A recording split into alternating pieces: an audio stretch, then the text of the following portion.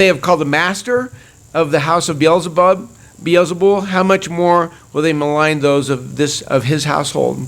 So have no fear of them, for nothing is covered that will not be revealed, or hidden that will not be known. What I tell you in the dark, say in the light. And what you hear whispered, proclaim on the housetops. And do not fear those who kill the body, but cannot kill the soul. Rather, fear him who can destroy both soul and body in hell. Are not 2 sparrows sold for a penny? And not one of them will fall to the ground apart from your Father. But even the hairs of your head are all numbered. Fear not, therefore, you are more valuable than many sparrows. So everyone who acknowledges me before men, I also will acknowledge before my Father who is in heaven. But whoever denies me before men, I also will deny before my Father who is in heaven. Do not think that I have come to bring peace to the earth. I have not come to bring peace, but a sword. For I have come to set a man against his father, and a daughter against her mother, and a daughter-in-law against her mother-in-law. And a person's enemies will be those of his own household. Whoever loves father or mother more than me is not worthy of me, and whoever loves son or daughter more than me is not worthy of me. And whoever does not take his cross and follow me is not worthy of me. Whoever finds his life will lose it, and whoever loses his life for my sake will find it. Whoever receives you receives me, and whoever receives me receives him who sent me. The one who receives a prophet because he is a prophet will receive a prophet's reward, and the one who receives a righteous person because he is a righteous person will receive a righteous person's reward. And whoever gives one of these little ones even a cup of cold water because he is a disciple, truly I say to you, he will by no means lose his reward. And I appreciate you having the patience to have me read all this. I think it's important to notice a couple of things. I'm not going to try to cover everything because Jesus says a lot of things to them, but I'm going to focus on a few details and maybe some things that we can take away that has everything to do with us. You know, he's talking to the apostles, and their situation in many instances was very different, but this also has a great deal to do with anyone who really follows Jesus. And if you want to know what a Christian is like, this, what I just read, explains a lot. So obviously the snake metaphor stands out. He actually compares us to 4 different animals during this statement. He talks about us being like sheep and doves and sparrows, but he does say, depending on your translation, it says be wise or shrewd as serpents. This is not clearance to bite people. That's not the snake quality that he's holding up for us. It actually ties in with the other metaphor. Notice he says, you're going to be like sheep among wolves, which is not a good spot to be in. Sheep are notorious for a bunch of stuff, and one characteristic that stands out about sheep is they are helpless. They're weak and defenseless. If you were a sheep when you're born, basically give you the bad news, say you got some bad news on the food chain, you're just above grass. Jesus is warning them, you're going to be in a tight spot, so you need to be ready for danger. And when danger does come, be a snake. Now, snakes are good at biting, but like I say, he's not focusing on that. Snakes are also very good at getting away. Some of you know that. They're there, and then they're gone. He emphasizes, keep your innocence. This is not, take on the qualities of snakes in every regard. You can't compromise being like me, being like Jesus. By the way, he's compared to a serpent in John 3:14. So this is not out of left field at all. But he's saying when the heat is on, feel free to slip away. In fact, my most recent encounter with the snake, that's exactly what I saw. He did not hang around at all. He was there, and then he was gone. And you see this all through Acts. We've been studying that Sunday morning, of course. And Acts 8, you remember the persecution breaks out, and the Christians run, and they teach the word. Acts 9, people trying to kill Paul. He escapes in that basket. They lower him outside the wall, and he lives to teach the word. Acts 12, God breaks Peter out of prison. We talked about that this morning. Peter drops by the house where they're praying for him at, and then slips away and teaches the word.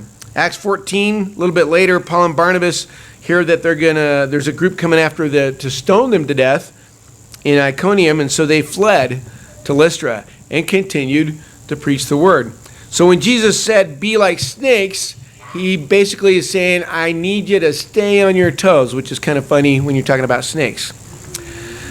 But he's saying there's going to be some animosity out there.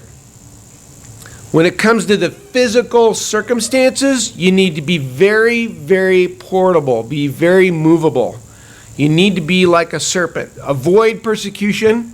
If you need to, stay sharp, be clever, quick, and quiet. Whatever it takes to get you to the next spot.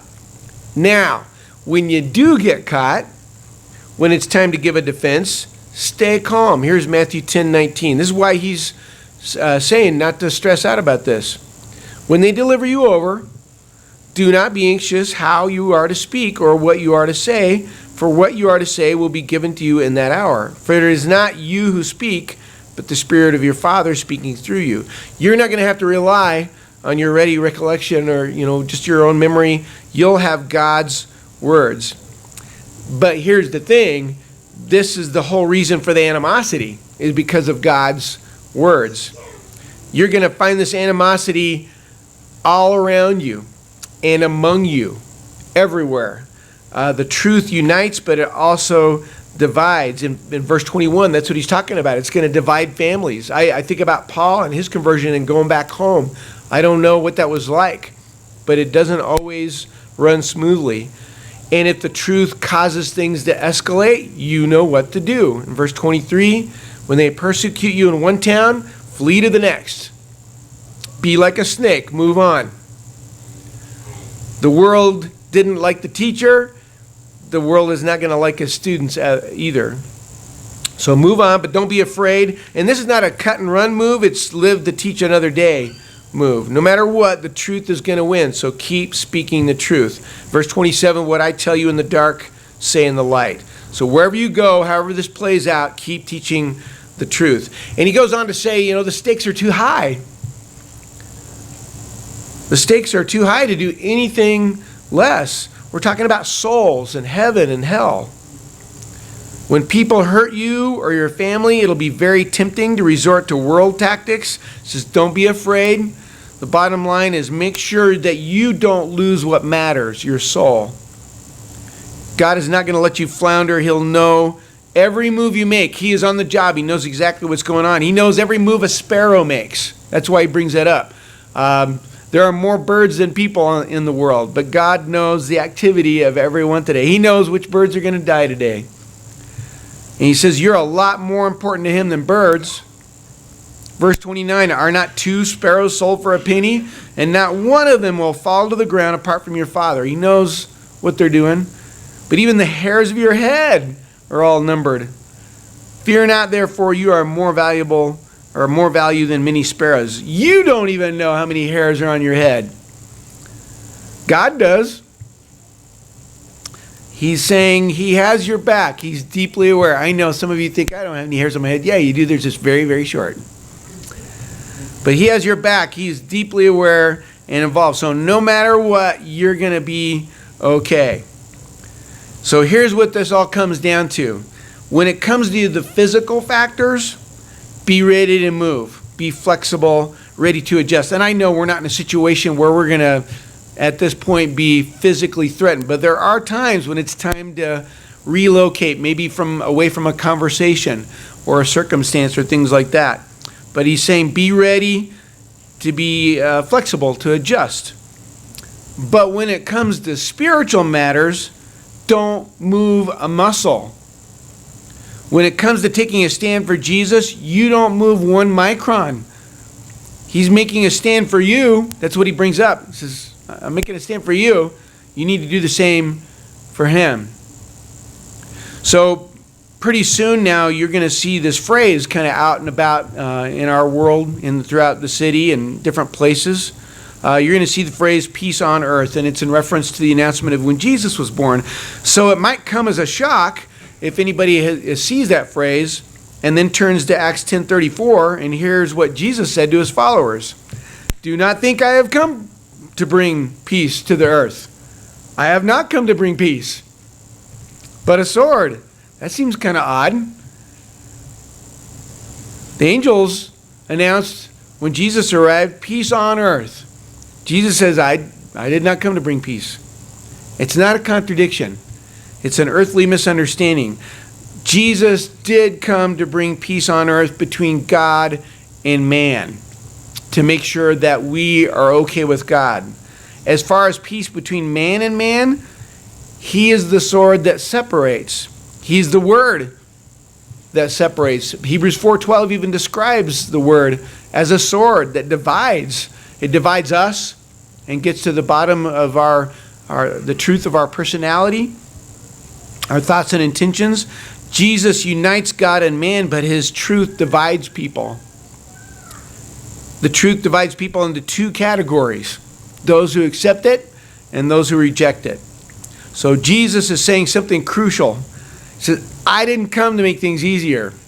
I just came to make things better. I didn't come to smooth over conflict. I came to put an edge on it, to draw a hard and fast line between the saved and the lost. And this line is going to cut through some of your closest connections. But when it comes to the truth, you can't budge. Everything's at stake. Bodies are dispensable. Souls are not. Nothing else can take priority. So as far as world stuff, your job, your things, your physical life, be very movable, very adjustable, very portable. As far as eternal things, your relationship with God, the Word, and your soul, be very not movable. Don't move one fraction of an inch. That doesn't mean we can't change. We're going to always be learning more about Scripture and understanding things better. We'll be spending our lives changing. We'll spend our lives understanding the Bible better and adjusting our lives to be more like Jesus. We can be wrong about the Word, and that's important to keep that possibility in mind. But the Word itself is never wrong. But as far as the truth, the Word, it is an immovable presence. That aspect of the truth is going to cause a lot of animosity, but that's a really good thing. People in the world might grit their teeth at your devotion to the Word and to the truth. That hard and fast attitude toward the Bible is not only your one and only hope, it's also their one and only hope. My friend, and I've shared this with you before, but I'll talk just about one part of it. He and I went into a cave one time. It's the cave story, that if it had ended differently, somebody else would be talking to you this morning. But he and I went into a cave, and it was a place that involved cliffs and drop-offs, and we knew it was going to be dangerous. And so to prepare, we brought a rope, and we tied one end to him and one end to me.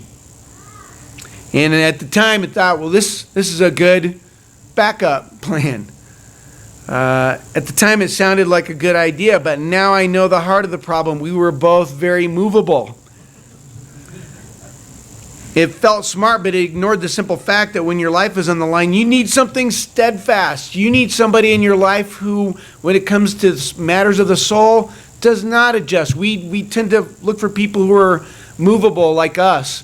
We tend to tie ourselves to people who think the way that we do and drive our lives with the same excuses. You need to put somebody in your life who, when it comes to spiritual truth, is immovable. Because if you lose your footing, like that day in the cave, you're going to be tied to something a little bit more reliable instead of both of you going down. The world would agree. When it comes to high-risk situations, you want something that doesn't move. You want things that are unwavering, inflexible. When you're interacting with a doctor or pilot, you don't want ish. You want a steady, firm hand. When it comes to physical circumstances, be ready to move. Adjust. Humble yourself. Submit. When it comes to spiritual circumstances, be ready to not move. Don't budge. By doing this, you might very well make people mad, but it's the only thing that will save them. When you're trying to find your way, you need a reliable point of reference. A map, if you have a map that doesn't know where north is, it's kind of useless. You need something that's locked in and reliable. You're the snake, but you're also the compass. And there are people all around you and all around me who are lost, and their best hope is your devotion to follow Jesus and obey his word. Your determination to be spiritually immovable may be their only hope. I know it's much easier to just kind of adjust and be flexible with spiritual matters and kind of smooth things over, but that doesn't do anybody any good. Their best hope is you standing firm. And I hope this is an encouragement to you while we stand together and sing.